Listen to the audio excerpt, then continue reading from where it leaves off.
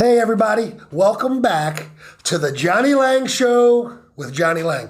And I want to tell you, I'm honored, I am humbled that our Senator Johnny Salling wanted to take the time to come in and chat with old JL. And I know everybody wants to know, and I know I want to know, so let's get right to it, and that is...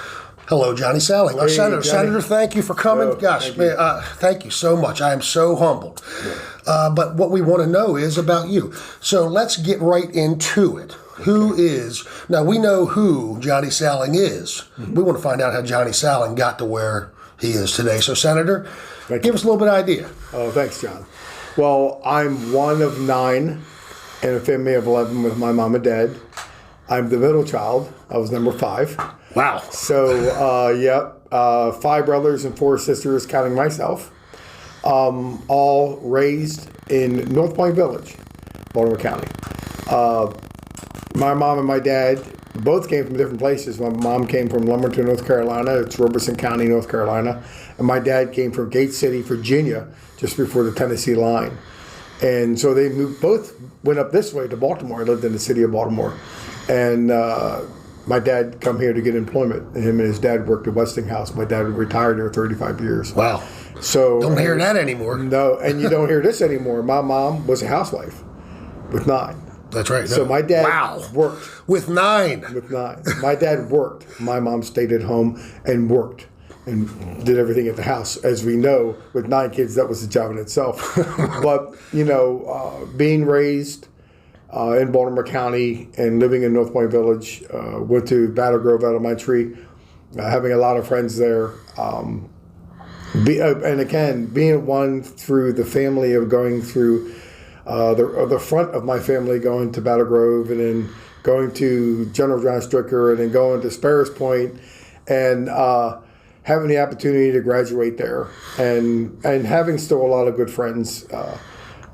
It's a good thing to know that I still live in an area and I run into people that I haven't seen in a long time. So it's pretty cool to do something like that. That's one of the big things about this, to me, what makes you special. I mean, besides your love of the community, I know you're here to help the people, but you're one of the guys that came from the trenches, like you said. I'm middle too, so hey, yep. I know how that goes. Yeah. But the bad part is as I have all sisters, so there was no hand-me-downs. Wow, if there were, that was tough. No. After that, so now you're growing up. You go to Sparrows Point High School. You're an athlete. I already know this.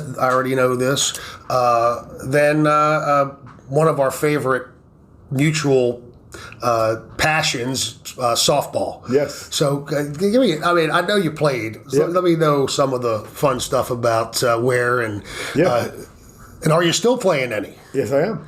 I played for 38 years. Still play now. I play at Bachman Field in Anne Arundel County. Wow. And we play there in the evening time. Played with a pretty good team. Went to a couple national tournaments in Virginia and in Albany, Georgia. Wow. We went to a couple tournaments there in church leagues that we played. And then we played in other leagues in Dundalk. We played in other leagues in Lansdowne. We played in tournaments in Frederick. And I've been all over. We went to the tournaments in a co-ed league I played for a couple of years.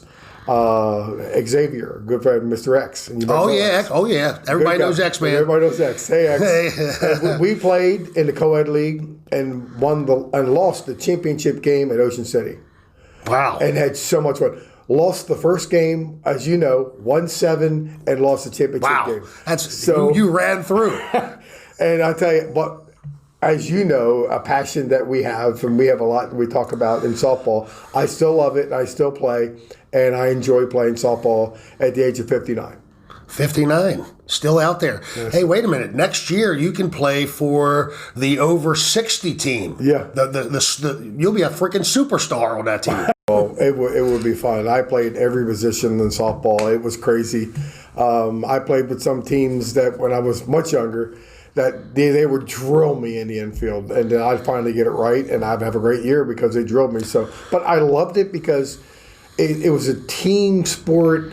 We played as teams. We won state championships. We just enjoyed it, and we had fun.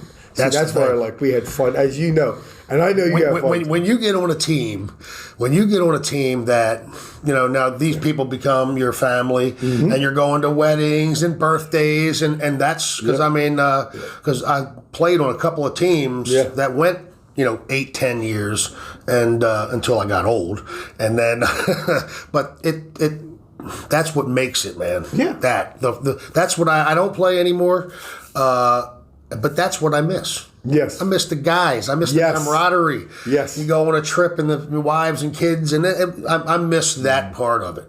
But as far as staying out all weekend, every weekend playing softball, I don't miss that part. No. After a while, when you get done with those games and you get back home, and then you're aching for a day or two. Right. And I'm like, man, what did I do to myself? But again, it was something that I love to do, that I continue to like as long as I can. As long as you do it. Till the wheels fall off. Till the wheels fall off. But I enjoy that, and, I love that passion.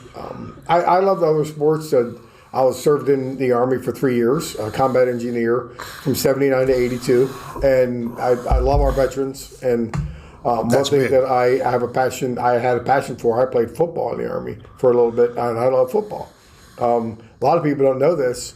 For over a year, when I got out in 83, I was running 5 miles a day, doing 100 push-ups and 100 sit-ups a day, and working out to try out for the Baltimore Colts. Wow. And they left that year. So wait a minute. Time out a second. So the year that they left is the year you were traded to try out for the Baltimore Colts. I was going to come out that year to play for them. That would have been fun to see what may have happened there. Johnny Salling goes, on the Colts? That would have been amazing. I would have loved it. I played safety. I played wide receiver. And I literally played a little bit third string quarterback. But my drive playing football, my position, I guess you could say, was safety and wide receiver. So I was because of the speed. I was pretty fast. How about nowadays? Still fast for 59? I can still run. I can still run. That's what it really softball. That's what it's all about. If you can still run, you're good. Yep. But that's the thing. You got to be able to. So okay. So something really wonderful has happened to you recently, and. Pretty wonderful. And I'm lucky enough to be able to see the photos of your recent wedding. Yes. And your wife's name is Charity? Yes. Okay. Yes. Well, now, we don't want to get in your personal business. No. Yes, we do. It's amazing, but how did this all come about? It just seems like, you are a public figure, but a lot of your private life is your private life, and so we've seen her out there, but it's been real quiet. Yeah, but so what's give us a little taste. We met at a couple of Christmas parties, and became just friends. And we continue to meet at some of the parties. And after a while, we got together, went out for lunch, then it went further. And then after we got together, I told her, would you go out with me? And we went out, and that's how it began. And we fell in love. Yeah. We were together for a few years. And of course, being in session and her working her full-time job, it was kind of difficult, but we still had every chance to talk and get together and have times together. But after a couple years, I asked her the question. Popped and it. And I just said, Did you get time a second? Yes. Did you get down on one knee?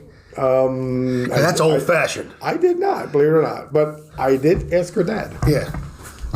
Yes, so I did do that, and pretty amazing. It took a while to get it rolling. We were in the middle of COVID. Matter of fact, at the beginning of it to the very end, and we had to wait for a while, but we finally got it done, and now had a few restrictions, but it happened. But it happened, and now I'm happy to say that I am married now to a beautiful and a lovely wife. I can call her my wife, Charity Salling. Congratulations. Thank you.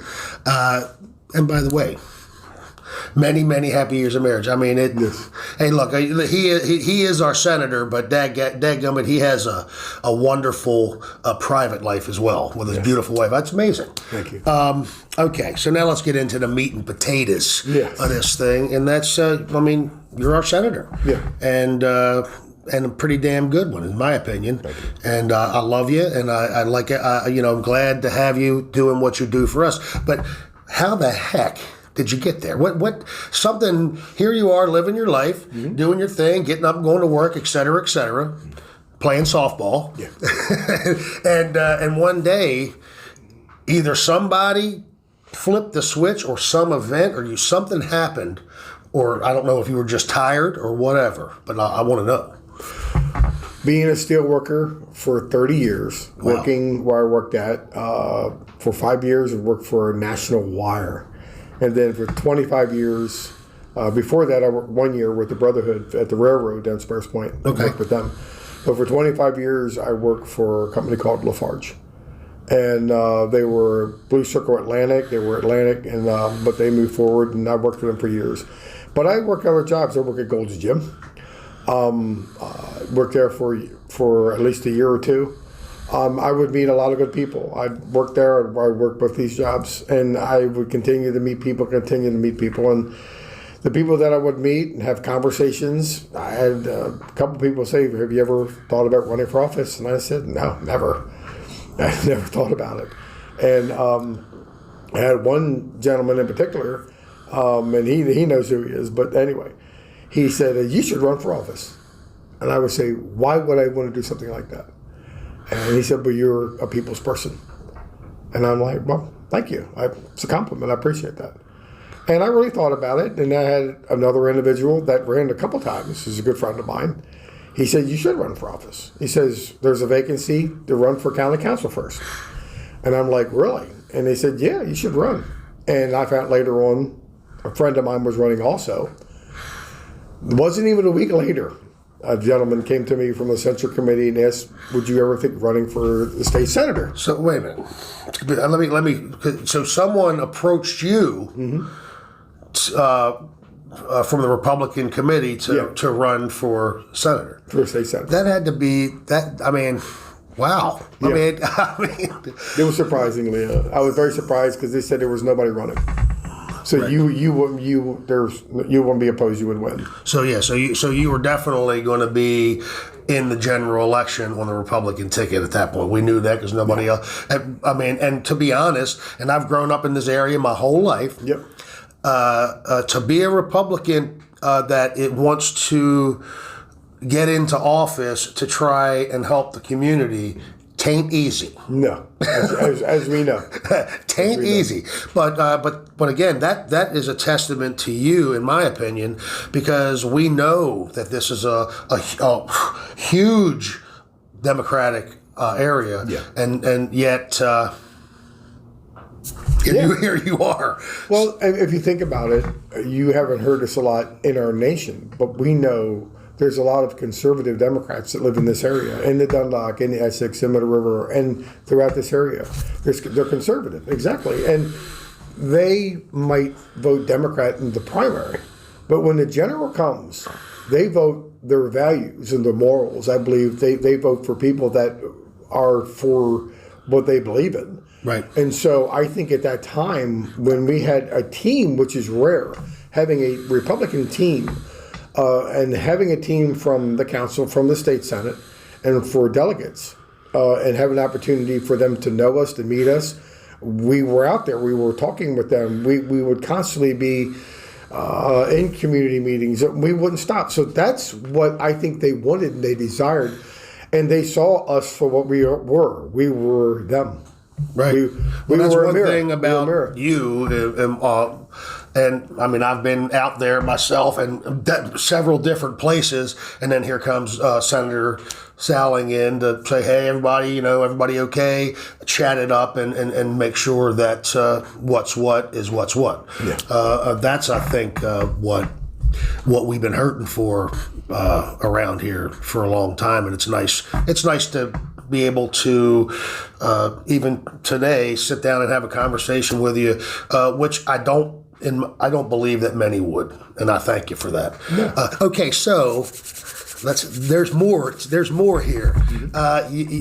You ran for Congress. Yes. And now I looked at the numbers, so not bad. Now we know who you were running against. Yes. I mean, come on. Yep. Yeah. I mean, God bless Dutch. He's been there a million years. Probably shouldn't be there, but you know what, he is. Yep. And as long as the people believe that's the choice, that's what we got to go with. Yep. You know that. Yes. But that being said, I didn't think the numbers were going to be as close as they were. Not that I love you. You know, you are our senator. Yep. But now we're talking about Dutch. Yeah. That's a different Yep. ball game right there, because he's been around 18 years. Right. Yep. So now, and he's been in politics around for like 40 years. Yeah, he's been over 30 some years, 35 maybe. So that means you just became old enough to vote when he was elected. Exactly. So that's a tough nut to crack, especially in Maryland. It is. It is. But not. I'm not saying he was scared, but he had to be sweating it for a minute there. I think he was. I got over 106,000 votes. That's what. And I appreciate the people that voted for me, every bit of it. I learned a lot from this time because of the 2 times that they voted me in the state senate, 2 terms. But I learned from this because I see what more I can do and I should do, and it's an opportunity for me to. It was an opportunity and it's an opportunity, and I did meet a lot of good people all out through the whole 2nd congressional district, and I continue to meet with the people in the legislative district here in the 6th district, and it was good to meet Democrats, Republicans, Independents, all kinds of people that I know voted for me. Right. I tell you, I mean, I was pushing. Yeah. And I mean, I know. Well, my wife. She's only thing she doesn't have is her Salling tattoo yet. So she's a fan. Now there were some other fellows that ran in the primary to try and dethrone you, I guess. But now one of those guys. I'm actually a fan of. But that being said, you did what you had to do and make it happen, and you did. Yeah. In my opinion. Next time, if there is a next time, and we're going to talk about that, if you have any thoughts you could leak out maybe or something, little taste, but.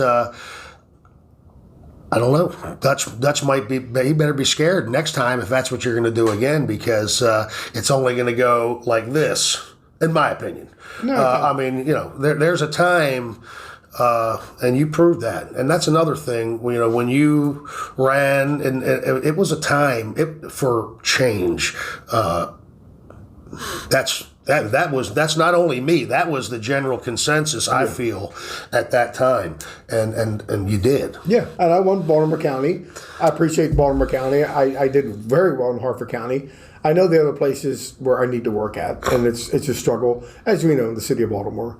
And Howard is a very tough one because there's a lot of the Democrats that run in that area, and they have a county executive. So it's tough, as we do have a county executive. But, it comes down to, again, learning from this and moving forward in areas where, you have the better opportunity. To get the vote is important. Getting the confidence of the people and making them realize that you do need change. And believing in not a party, because that's the problem. You believe in the person and the people. And that's what happened in the 6th legislative district. And it can happen again in the 2nd congressional. I like the way you think. I feel that way. I mean, I'm a Democrat. We know that, but that doesn't mean I can't vote for a Republican. And my point is exactly yours. I vote for the man or the woman or the candidate. Yeah. I think that would be a wonderful America if people had to run on themselves. Hey, you're grassroots, baby. You know what I mean? You came from the mean streets of Dundalk and Edgemere. And my point is, you have the confidence of the people at first because you are the people, and now because we know that you're for the people. Everything you do is to make our lives a little easier. And that's, it's really nice to have that feeling of confidence when you get up in the morning. You know what I mean? It is. The biggest concern that I've always had is the representative, the public servant, not doing his job and reaching out to the community, to the businesses, to the veterans, to the seniors, to the kids, to the students, to the future voters of our country.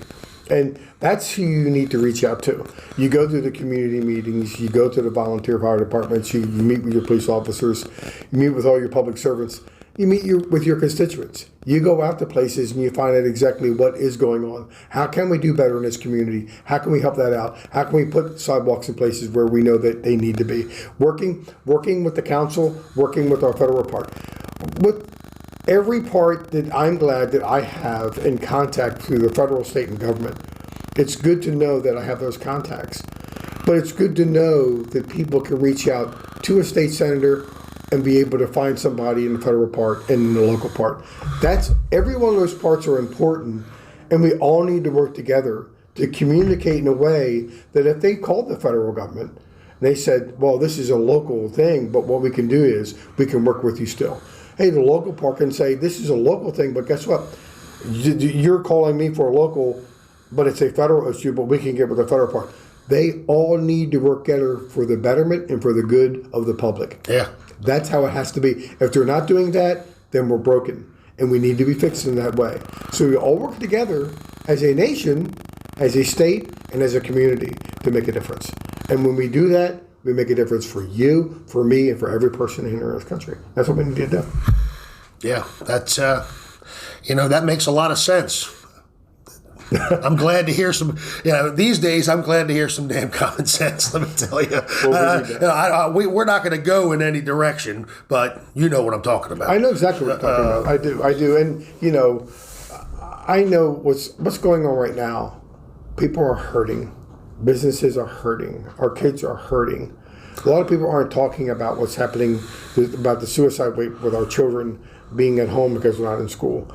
Parents, are very concerned with their kids. We're letting certain interest groups running things which should not happen. We should be listening to the parents, to our kids, to our future, and continue to work with them and not dictate in ways that we're going to just dictate to make the decision, but we're going to work with them in ways that we work together to make the decision for the betterment of our kids. And that's the only way we'll make a difference. So when's that going to start happening? Hopefully it will be soon. Look, it's sad because getting ready to go in legislation, as you know, we know there's a lot of things in heart that we want to do. I will not be dictated to. I will speak for the people one way or another, as they know me. I hear all sides because I'm that way, and I will continue to hear all sides. But I know the heart of the matter and how important it is to the people. So I speak for us, not me. I speak for us, and that's what makes the difference. I know what the conversation is because I meet with them. And just because there's a side that they think is favorable for them, that's not how it goes. It goes where we know it should go. It should go for the betterment of our communities, of our people. That's what makes the difference. That's not been happening in D.C., let alone in Annapolis, but that's what needs to happen.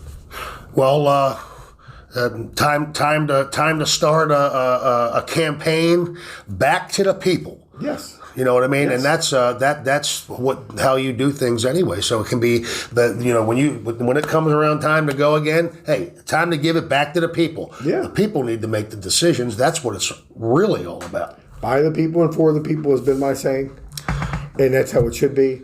I think the smartest thing that people can do is understand the Constitution and what it really means, because that's what it's for. It's by the people and for the people. It's a benefit for us, We put people in place in government to help us and to assist us. A governor governs the state as the president runs our nation, as local legislators help and assist in that. We work together through this to make the difference. But you are our voice. You are the one that we're meeting and talking with. And the only way we can make a difference is by hearing from them.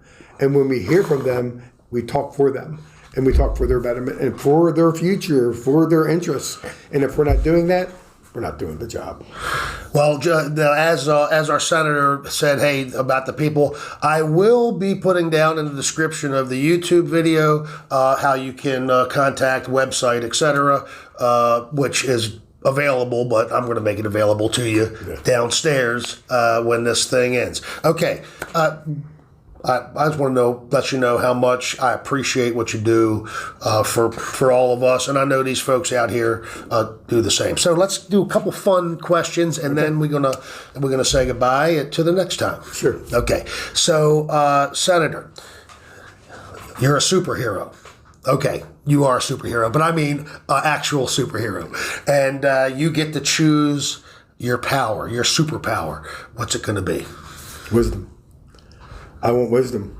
Solomon asked that from God, and God gave him riches and honor, and he gave him so much more. I'd like to have wisdom to do and say and present the right way, where everything that I do is honoring to God, but pleasing to the people, and making sure that they prosper through that. Wow. That might be the best answer yet to that one. There's been some good ones. Okay. I think I know where this next question is going to go, and I ask this to everybody that comes in. You leave here, you look down on the ground, and you see a lottery ticket. You go into the 7-Eleven, you plug it in, and you find out that you won $1 million. Okay, after you pick yourself back up from fainting off the floor, what's the very first thing that you're going to do with that money? People know my heart. And this is not words.